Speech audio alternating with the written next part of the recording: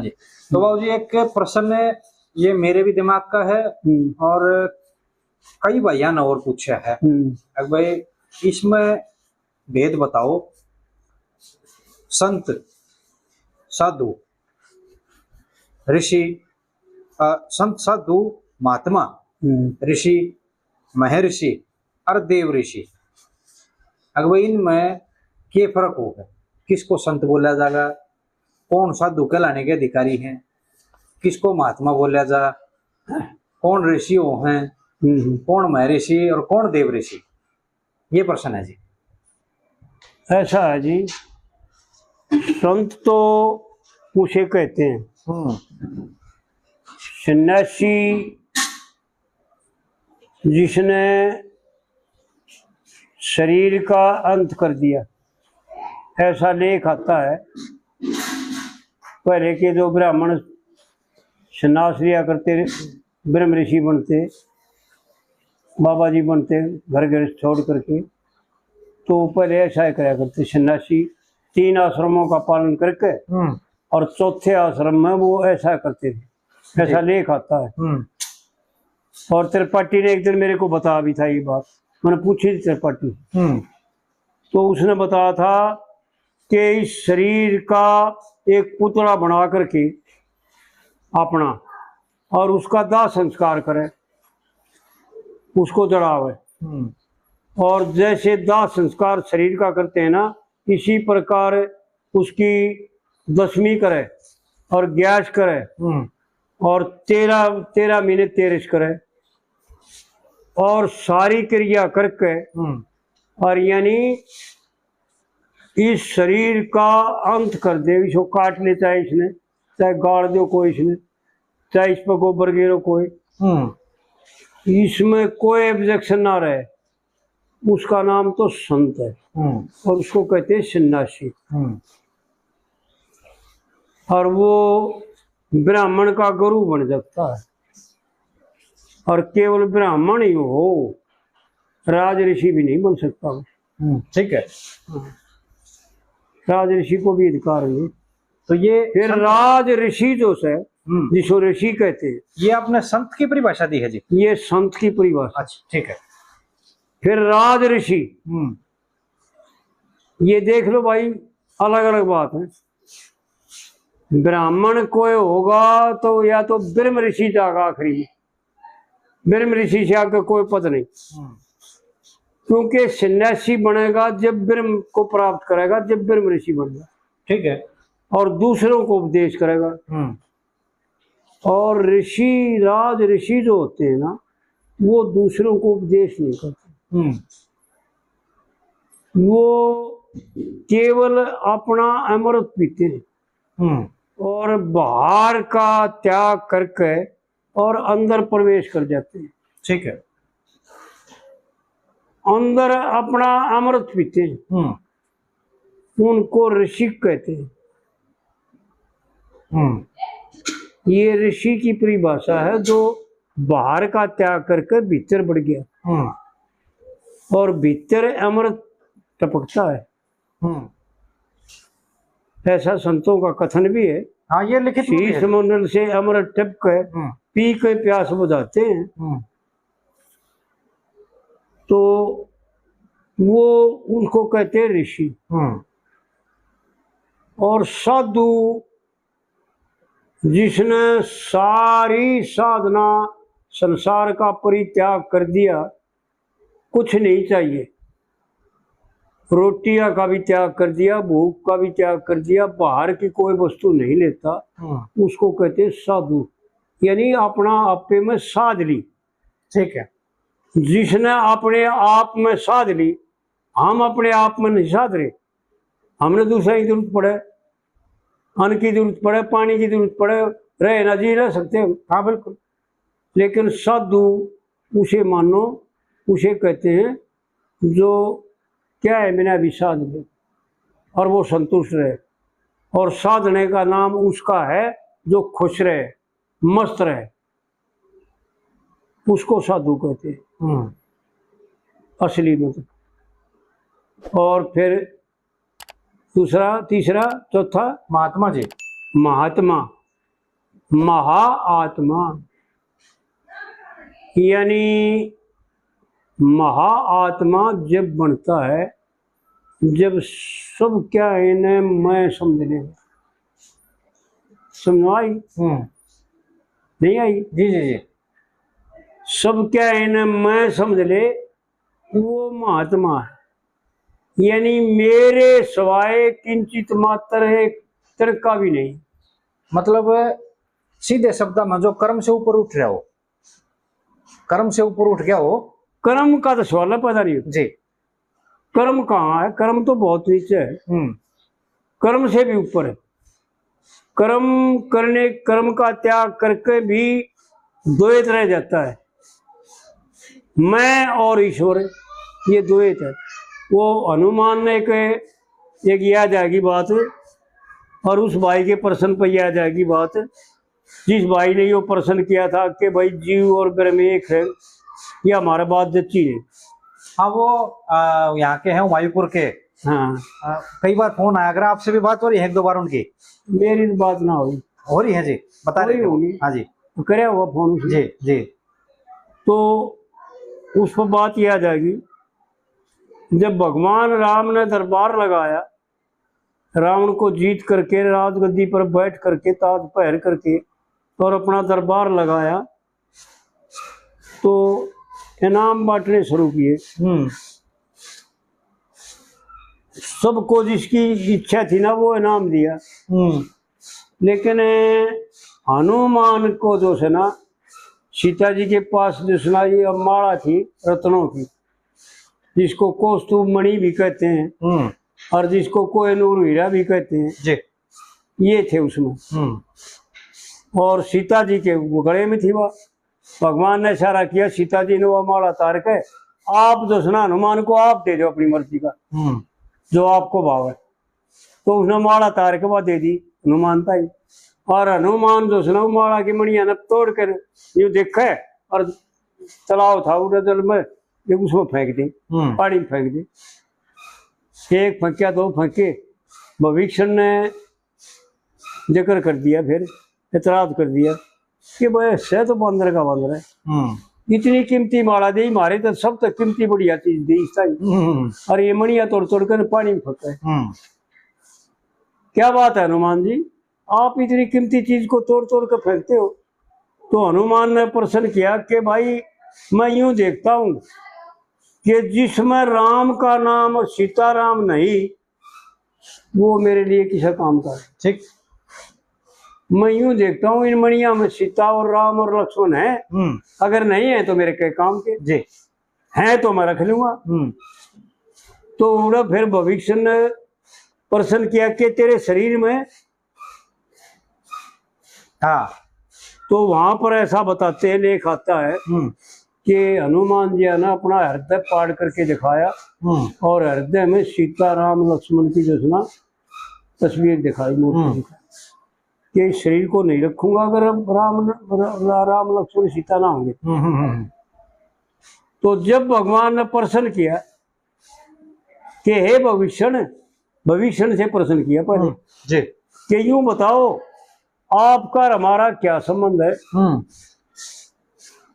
तो भविष्य बोला, महाराज वैसे तो आप पूरी पृथ्वी के मालिक हो और हम आपकी रैयत है, आप राजा हो हम सेवक हैं, आप स्वामी हो हम सेवक हैं जी। सुग्रीव से पूछा, उसने भी यह बात बता दी। फिर हनुमान से पूछा कि हनुमान जी आपका और हमारा क्या संबंध है, क्या क्या मानते हो आप? तो हनुमान ने प्रश्न दिया, उत्तर दिया कि महाराज व्यवहार काल में, अगर लोक व्यवहार में तो आप स्वामी हो हम सेवक हैं, और परमार्थ में बहुत गजब की बातें हैं, परमार्थ में आप ईश्वर हो हम जीव, और ज्ञान में महाराज हमारा आप एक है, दो है नहीं। हाँ, ठीक बात। तो भगवान राम ने कहा कि सत्य है। तो जब ज्ञान काल में देखा जाता है ना, जब दूसरा नहीं, महा आत्मा उसे कहते हैं जो दूसरा देखना बंद हो जाए, जिसका ठीक है। सबके मैं नजर में आवे, मेरे सिवाय ने किंचित मात्र कुछ भी नहीं है, या मेरा ही स्वरूप है, जो दृश्य गोचर हो रहा है यो मेरा ही स्वरूप जी, मैं, उसको कहते हैं महा आत्मा। तो इस प्रकार से जो है ना, ऐसा संतों द्वारा जो थोड़ा मोटा सुनया है वो भाई मारी समझ में तो आया ऐसा, और वो नाना तरीके होते हैं भाई, नाना भाषा होती है, कोई किस्सा बढ़ कह दे, कोई किस्सा बढ़ समझ। इसमें जी फिर जो ऋषि कौन है, ऋषिया में भी कई कैटेगरी होगी। हाँ, अलग अलग होते हैं सब। जैसे एक तो महर्षि हो गया, महर्षि बोल रहे हैं, ब्रह्म ऋषि, राज ऋषि और फिर देव ऋषि। ये तो जो देवताओं में जो लोकपाल बन जाते हैं, जैसे हमारे मरीचि, अत्रि और अंगीरा और कश्यप ऋषि, ये लोकपालों में है। ठीक है। ये तो जो है ना ब्रह्म ऋषि कहलाए, यानी ईश्वर स्वरूप हो गए। और यानी शुरुआत होती है जो परमात्मा के कथाओं का, परमात्मा के गुणों का, और यहाँ व्यवहार काल का जो आनंद लेते हैं ना, इस व्यवहार काल में पूरी सृष्टि ने, पूरी रचना ने ईश्वर का खेल देखते हैं, वो तो होते हैं राज ऋषि, ऋषि को। और जो भीतर का रस में लाग जाते हैं, बाहर का त्याग करते, उसको कहते हैं ब्रह्म ऋषि। ठीक है। और जो देवताओं में शामिल हो जाए, जैसे ये मैंने बताए अत्रि, अंगीरा, पुल है, पुलस्त और कश्यप, ये संसार के रचिता है, ये देव ऋषि है। देव ऋषि हो, ठीक है। और जो ब्रह्म का आनंद लेकर के ब्रह्म में ही लीन हो जाता है, उसको कहते हैं ब्रह्म ऋषि। उसके ना देव रहता उसकी दृष्टि में, ना कोई रचना रहती उसकी दृष्टि में, ना कुछ करना बाकी रहता उसकी दृष्टि में। वहां कुल मिलाकर कुछ है ही नहीं, कुछ भी नहीं है, शून्य है। ज्ञान शकर की जो शून्य सलाह है, वहां पर कुछ नहीं। ज्ञान रूपी शकर और शून्य सलाह, वहां पर कुछ नहीं, केवल जीरो रह जाती है। ठीक है। उसको कहते हैं ब्रह्म ऋषि। तो मोटा मोटा अगर देखा जाए तो कोई घना फर्क तो कोई नहीं है सारे में। ना ना ना, पर एक का बात होती है, कोई विशेष फर्क नहीं होता। बस इतना फर्क होता है कि उनको जो सन्यासी हैं, जिन्होंने अपने शरीर का त्याग कर दिया और वो दूसरों को उपदेश करने के लिए हैं, लेकिन जो ब्रह्म ऋषि है ना, वो किसी को उपदेश नहीं करते, पागल की तरह रहते। ठीक है। सिर्फ आज तक उपदेश किया है जड़ भरत ने, वो भी किसी कारणवश। राहु गण जो राजा था, अच्छा, इससे पहले एक और है जी, यू मेरे ही दिमाग से लेकर जाएगा नहीं तो, मुनि कौन हो फिर? मुनि, हाँ जी, मुनि जो केवल अपने मन से ऊपर उठ गया। अच्छा, वो जिसका मन मर गया। अच्छा, जिसका मन नहीं है, केवल जीव और बुद्धि रह जाती है। ठीक है। जब वो मुनि का दर्जा पाता है, और फिर वो जो है ना आत्मा में लीन होकर के बुद्धि और जीवपना भी समाप्त हो जाता है। अब वो आज्ञा पदवी पागी फिर और बढ़ के तो। ठीक है। मन को जिसने जीत लिया वो मुनि है। अच्छा, एक चीज और है जी, ये कई लिख रहा है इसमें देख तो, इब जुकर जुकर आदमी साधना कर रहे हैं, चाहे वो किसी भी रूप में कर रहा हो, उसने सिद्धि मिले है, सिद्धि, हाँ रिद्धि सिद्धि सिद्धि प्राप्त हो जाए, हाँ कुछ तो रुक जाए है उन पे, आगे नहीं बढ़ पाते, उनका इतना नशा हो जाए, उनका अहंकार हो जाए, पर और आगे बढ़ रहे हैं, और बड़ी पदवी मिल गई, अब यहाँ वापस इन पे आ जाओ जो सिद्धि है, ये किस किस प्रकार की हो? हाँ जी, ये सिद्धि 8 तरह की होती है, 8 तरह की सिद्धि होती है, अरिमा गरिमा आदि आदि 8 तरह की होती है। इनसे संसार के कार्य कुछ का कुछ दिखा सकता है, सारे काम सिद्ध कर सकता है, लेकिन जो इनका इस्तेमाल करते हैं ना वो फिर आगे नहीं जाएंगे, हाँ वाड़े रह गए, वो वाड़े बह जाएंगे संसार में, क्योंकि एक तो उनका अहंकार हो जाता है, हाँ जी, और एक वो इन संसार का इस्तेमाल कर देते हैं, और ये जो संत और ऋषि और ब्रह्म ऋषि और साधु ये संसार का इस्तेमाल नहीं करते, संसार से परे की बात है, उनको कहते हैं। इसलिए और यो जो रिद्धि सिद्धि यहाँ का इस्तेमाल करता है, ये तो थोड़े से काम, थोड़े से उसमें आ जाते, थोड़ी मेहनत में आ जाती है, हाँ जी, हाँ जी, कोई बड़ी बात कौन है। जी जी, तप करने से, भजन करने से और कई काम करने से आ जाती है तो। और 9 होती है निधि, हाँ जी, वो भी इस संसार की है,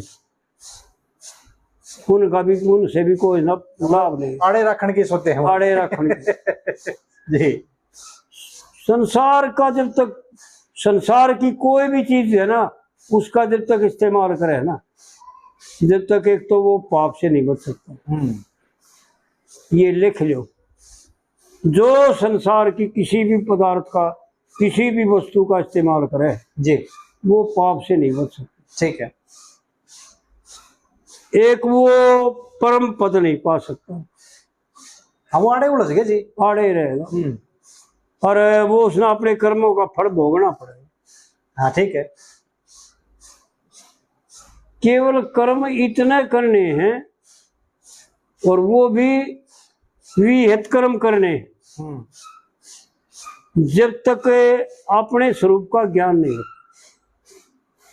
विहित कर्म वर्जित नहीं है, और सारे कर्म वर्जित हैं, जो शास्त्र ज्ञा देता है उनको कहते हैं विहित कर्म। अच्छा एक और बता दो जी, बस फिर मैं खत्म करूंगा, नहीं तो प्रश्न तो कई आ जाएंगे।